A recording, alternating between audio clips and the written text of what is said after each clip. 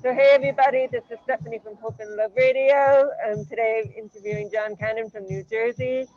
And so John, tell us a little bit about yourself and your music. Oh, wow. That's a big question. I've been doing music since I was 7 years old, back in 1974. I started playing piano when I was 7, 8, 9. Didn't really like piano that much. Went on to violin at age 9, 10, and acoustic guitar, electric guitar at age 10. The most influential thing that happened to me is my aunt and uncle took me and my brother to two major concerts when I was 10 years old.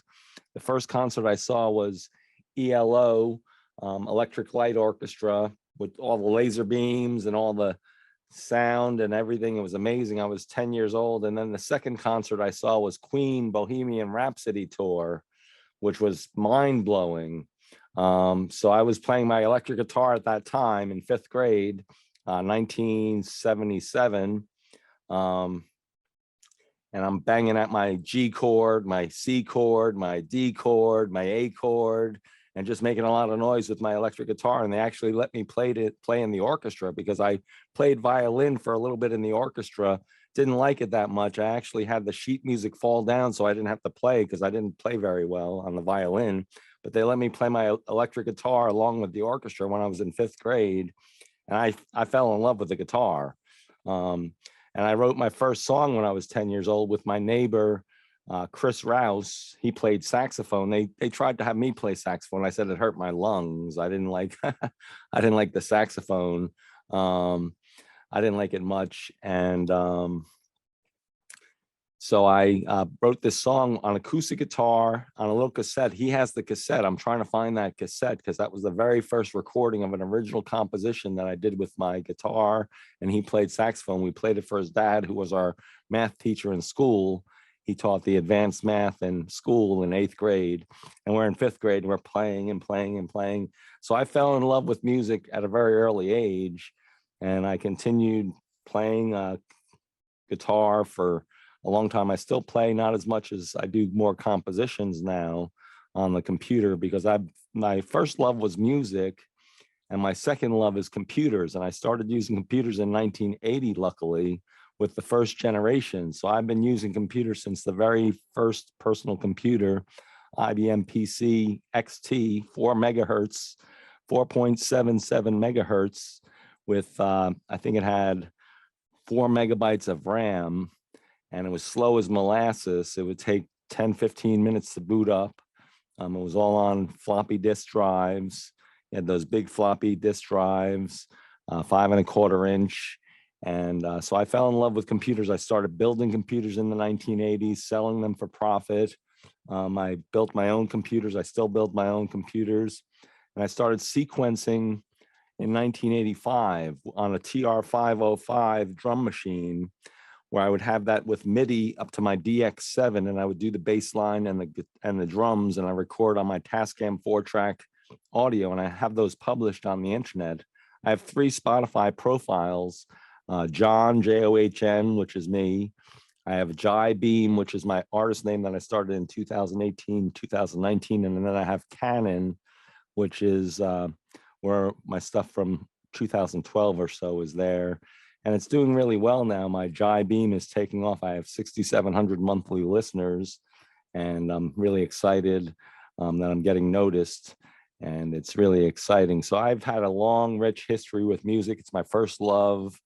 It's what gets me through the day. It gets me through my hard times, keeps my mental health healthy. So I listen to my music, and I do compositions almost every week, multiple times a week. I did one yesterday about my MRI. I'm a cancer survivor. I had stage 2 rectal cancer. I was diagnosed in 2021, and I had to go through 7 months of chemotherapy and 6 weeks of radiation. And both my parents died that same year. So 2021 was a horrible year. I'm just getting through the woods now, but I'm cancer free, and my cancer doctor says I don't have to go back for a colonoscopy for 5 or 10 years, because I had a colonoscopy just a month ago, and they didn't find any cancer, and they didn't find any major polyps. They were very small polyps, and they were benign. So he says my intestines look good. So I'm hanging in there. So it's been a long journey. I'm creating music every day, every week. And it's my number one love. I know I'm rambling on, but all right, Stefanie. So that's my 2 cents. So, John, tell us about your futuristic genre of music. What does that entail? Oh yeah, that's what I started back in 2009. I didn't get credit for it, but it's an actual genre. I did my first publishing in that genre in 2012, but I started with it in 2009. I was just listening to all sorts of experimental music, electronic music, hip hop, rap, jazz, ethnic, tribal. And I just started doing sequences that involved all those different genres into one. And it's a very freeing genre. Futuristic is the most freeing genre. There are no rules that you have to follow to be a futuristic artist. You just have to do something that's so different and future looking that it's a very freeing genre. I really am excited about it. I hope I get credit for that because I started it. I was a pioneer back in 2009. I published my first works in 2012, Harmony and Chaos, Chaos and Harmony. And it's all sequencing and just expanding the limits of what you can do with computers and music and sound and real instruments too. Not many vocals in the futuristic music, but you'll hear it on the Spotify. You'll hear it when you hear something that's totally different. That's futuristic, in my opinion. That's how I think it is. But I saw this one woman who was going to a big award in Canada, I think it was, and they asked her what genre of music she did. She goes, futuristic. I was like, wow, someone's winning an award that's with futuristic. And I was like, well, I forget her name, but I was like, I came up with that 2009, first publishing in 2012 with songs like Check Your Reality Now, Morning Coffee, all these different things. And I did videos along with the music that I did back in 2012, rudimentary. And now I'm doing more videos with my compositions, which I still claim to be futuristic as well. It's just a distinctive sound that's very freeing. There are no rules to follow. There's no set boundaries. It's a very freeing, it's for just open-minded people that love music. And what is your creative process like when you write your songs? Oh, wow. That's a great question. I try to create as much as I can. I create digital art with my little tablet on my computer with Corel Painter 2022, I think it is. I've been using that since Corel first came out with Painter way back when in the 90s, I think it was. But I've never taken classes with that. So I look at art and music and just creation as just a canvas, a blank canvas.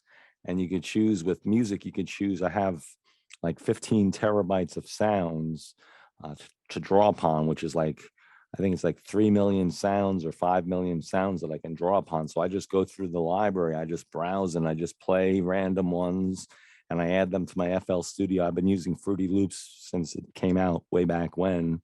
And I used Easy Drummer on the MS-DOS program when it first came out decades ago.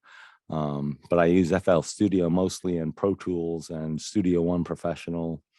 And I have all the major DAWs, but I use Pro Tools and FL Studio mostly, FL Studio to sequence. So I just bring a palette of sounds in, and then I just create sequences every note. I don't do loops. I don't buy loops. I don't do loops. I create every note in a very specific, and I do the melodies. I draw them in on the piano roll, adding different velocities and stuff. And it's just very freeing. I did study music theory when I was early on and a teenager in high school. I studied music theory and I had an Atari 800 with a little cassette drive.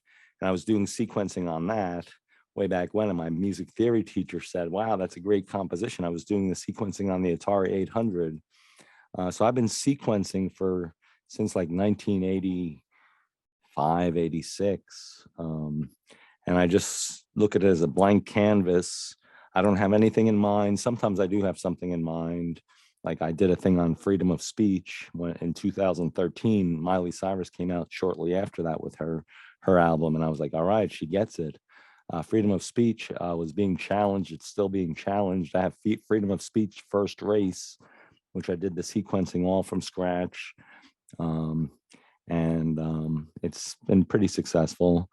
I did a whole movement. I had AskJohn.com. I sold it in 2021, 2022 for $3,500 to a guy in Texas, a realtor in Texas, but I had that since 1998.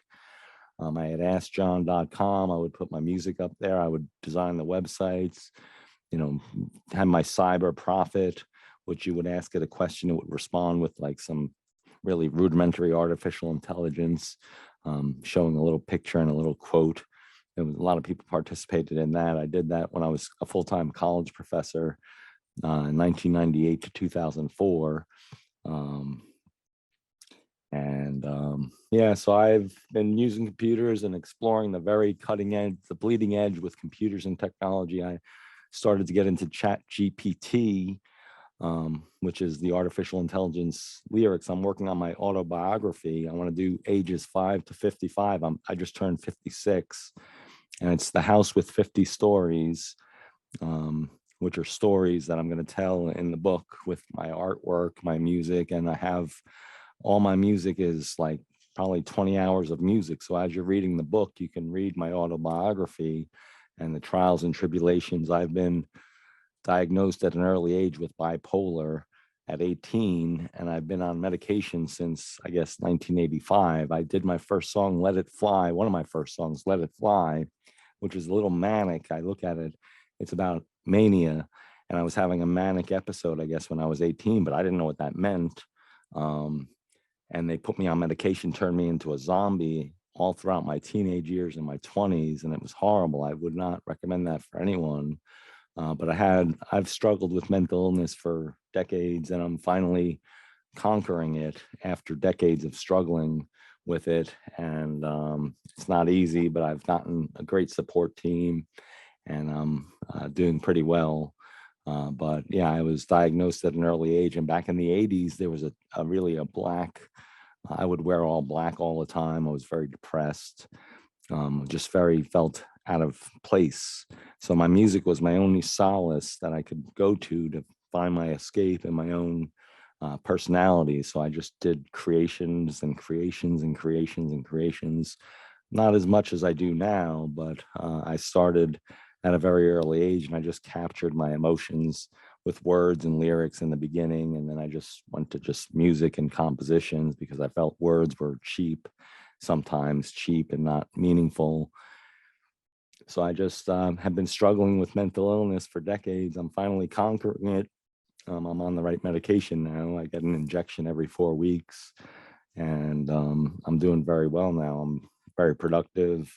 I published a trilogy of albums. I had the Harmony and Chaos, Chaos and Harmony back in 2012, 13, 1, 2, and 3. I did that.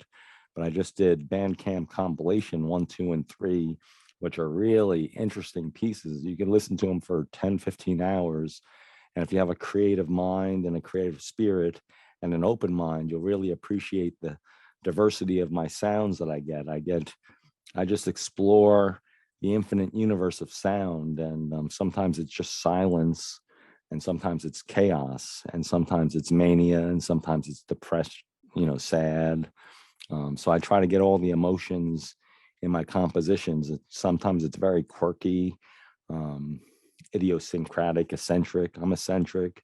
I'm a naturist, which I don't know if you know what that means. I think Mother Nature and nature is the foundation of all life, and the life force of nature found in nature, all the millions of species of animals.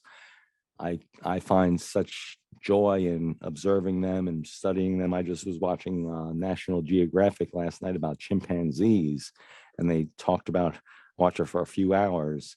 I don't watch much TV, but I like to watch like National Geographic, Discovery Channel, anything I like debates, seeing a good political debate, but there haven't been many of those in the past decades. I know I'm rambling on, but I've had a rich life full of rich experiences. And I've met some really pioneer people in my 20s. I met Phil Spector in my 20s backstage at Yankee Stadium when I had a backstage pass at U2's Europa tour with Primus opening act, and I could wander anywhere in the whole stadium with the VIP pass that my friend Mike got. And I just bumped into Phil Spector. I go, "Hey, Phil, how's it going?" He says, "Oh, come on the bus." And so I've been in the scene since my 20s. I was hanging out with Joey Ramone one night, just at Alcatraz, a local bar. This is the 1980s and 90s when there wasn't an iPhone and the internet wasn't as big, and the celebrities would hang out with their fans. And we were hanging out as friends, not just as, I wasn't like, "Wow, you're the best." I was like, "Hey, we're doing this together and we're hanging out and just talking." It was really great. Thank you, John. So you mentioned that mental health has been a challenge for you. What other challenges have you faced as a musician or as a Well, songwriter? yeah, it's hard to get noticed. It's hard to get noticed to break through. I've been doing music for the love of music since I was, I guess, 13 is when I first did my, well, 10 is when I did my very first recording, but I started recording original songs with my friends, Chris and Dave, when I was 13. And we just did it for the love of music. But today it's so easy to publish and to create music. It's much easier today. Well, it's not easier, it's harder in a sense because the craft of music is dying. So to make something that's timeless, you have to really develop it over, because right now it's being flooded with all this stuff that sounds very similar. There are some very creative, highly creative people out there which break through, but it's hard to get noticed and break through in the industry. But you can't look at that as a measure of success. I look at my streams. I have maybe 30,000 streams on my one song, The Time Changes Now. I think that's amazing for me, but there are artists that have 1 billion streams. And I'm like, well, that's, so it's, it's, all relative. But I feel I'm successful, and success is in your own mind. It's not, you don't use it as a measure. I'm never going to be on TV or in a major rock concert, but I do music maybe 100 years, 200 years. It's all copyrighted and everything. It's all in the Library of Congress. And maybe one year, a few centuries down the road, they'll say, "Who's this John Cannon? Look at what he did his whole lifetime." And he just did it, and he did it for the love of it. And maybe they'll find it very interesting. And who knows, maybe I just like people with open minds. And I just hope my art opens people's minds to explore other things, because a lot of people get into ruts. I've been in many ruts in my life, and you do the same thing over and over. But when you're in that rut, you have to challenge yourself to do something extremely different and uncomfortable. So you get out of that rut and that way of that pattern of thinking where you're maybe self-defeating or beating yourself up. You have to just do something, get naked and run around your house naked, not in front of people, but just be free, just explore yourself and just be, very open. And it's very important to be in touch. This is what I've been saying for decades: the most important person you can ever know is yourself. Don't look at other people, look at yourself. I'm fully self-actualized, but that took years of cognitive dissonance, mental health issues. I was suicidal. I had suicidal attempts. Um, so I've been down in the bottom of the barrel, but I always picked myself up. And the only thing that picked me up was my music and my art. And that's the only thing that helps me through things. It's my one remaining thing that's been with me for decades. And without it, I would be a lost cause. I'd be a lost case. I'd be a basket case. So I look at it as a way to stay healthy and vibrant and curious. I like to be curious. I still find things very interesting. I'm 56. I see a lot of people my age that are just like, "Oh, it's all the same. It's all boring." No, life is full of interesting things. It's not as interesting as when you're a teenager, but you can still find things that are interesting. Agree with you. What do you wish you had known when you were first starting out? You can't be perfect. You can't be perfect, and try to just do it. And the imperfections are maybe what you'll like the most. I was looking for perfection as a teenager and early 20 something. I'd be like, "Oh, it's not perfect. It's not perfect." nothing's perfect, but I would get hung up on that and I wouldn't finish it. I would say, it's not ready, it's not done, it's not done. And I held back. I was in a shell. I didn't break out of my shell until my 30s. Um, but I was very self-conscious. I was very self-critical. I was very putting myself down, and other people saying your stuff's great. And I'm like, no, it's not that good. It's okay. It's nothing great. So I was beating myself up. So take your art and just put it out there. You're going to have haters. You're going to have people that think it sucks. Who cares? As long as you love it and you do it for your own health. And what other people think of it is not as important as what it does for you as a person, as an artist. Thank you. And what has been your biggest accomplishment so far? Well, with music, I have this radio interview. I've had other radio interviews. My music's been played on 2,200 independent radio stations like yours around the world. You name a country, my time to change is now. I hope that song transforms people's that are in ruts. If you're in a rut, the time to change is now. Don't wait until tomorrow. Don't think about yesterday. Now is the most important time. And I'm hoping that song and the message, if you're depressed and just gloomy, I was wearing all black. I was gloomy. I was a goth. I loved The Cure. The Cure was all these musical influences throughout my life. They evolved. I was into heavy metal when I was a young 13 something, banging on my electric guitar, making monstrous sounds. Then I was into rock and The Cure, David Bowie, but my tastes and my life change. A lot of people stay the same, and then you just get into a very bad way. You don't appreciate the beauty of life and what's out there. There's so much out there. Oh, meeting's going to end in 10 minutes. The meeting's going to end in 10 minutes. I don't hear you. Okay, I heard you. It'll be fine. So, John, what do you feel has helped you become successful? Well, success is a measure of your own, you know, other people say, oh, you're not successful, you're not a big star. I don't care. What helped me is I just believed in myself. I said, no one else is going to, and I had my mother who was my #1 fan. She passed away, and I think about her, and I have some close friends that are my biggest fans.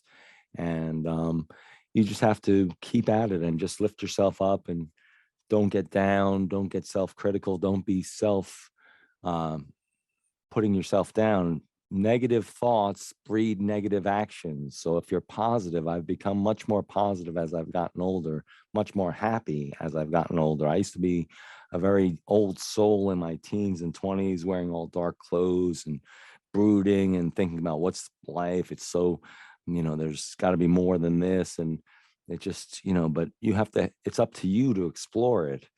So I think success is only in your own mind. Everyone's successful. I don't think there's no success. Success is just creating. Creating is success. Once you have something created, it's a success. It could be a flop, or it could be something that no one likes or listens to, but you've done it, and that's success. What is coming up for you in the near future? Well, I'm working on my autobiography. I've been working on that for the past 3 or 4 months in between doing the music. So that's a big challenge. I want to get that out in the next year or two, with my art, digital art, my music, my life story, with my issues with mental health and my marriage, which is not a great marriage. I've been with my wife for 25 years. I have 2 beautiful boys. They're my inspiration, but it's hard to be, other people will measure artists by conventional ways, and most artists don't look at those ways of being measured as anything valid. I don't make a lot of money. I don't do it for money. It's not about money. It's about the love and the passion you have within yourself to keep that little nook inside yourself that is precious. It's you. That's your little piece of you that you don't let anyone get to, and you just keep at it, and no matter what. So I'm not successful in monetarily, even though I grew up with a twig in my mouth, and now I have a stainless steel spoon, which I bought and I paid for, and I paid for the house, and we don't have a mortgage, and so I'm doing well. I live in a big house, and I'm doing quite well compared to being on government cheese when I was a 7, 8-year-old, and being on welfare with a single mother who worked 3 jobs, was never around. I was a latchkey kid. So I've come a long way, and I don't take anything for granted. So yeah, it's life's tough. It's tough for everyone. Life's not easy. It's never meant to be easy.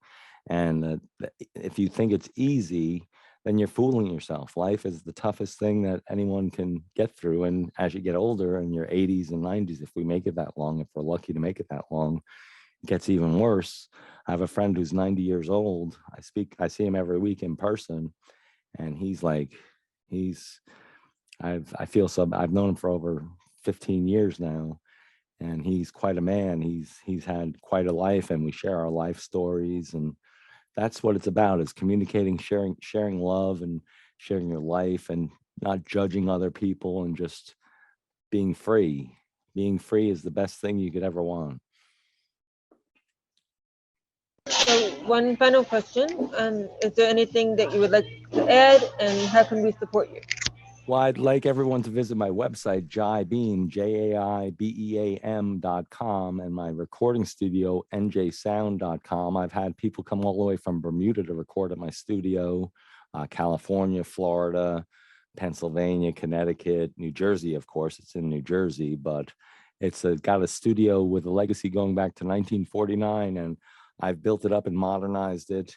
I have all the best everything, old and new, and I charge a fair rate.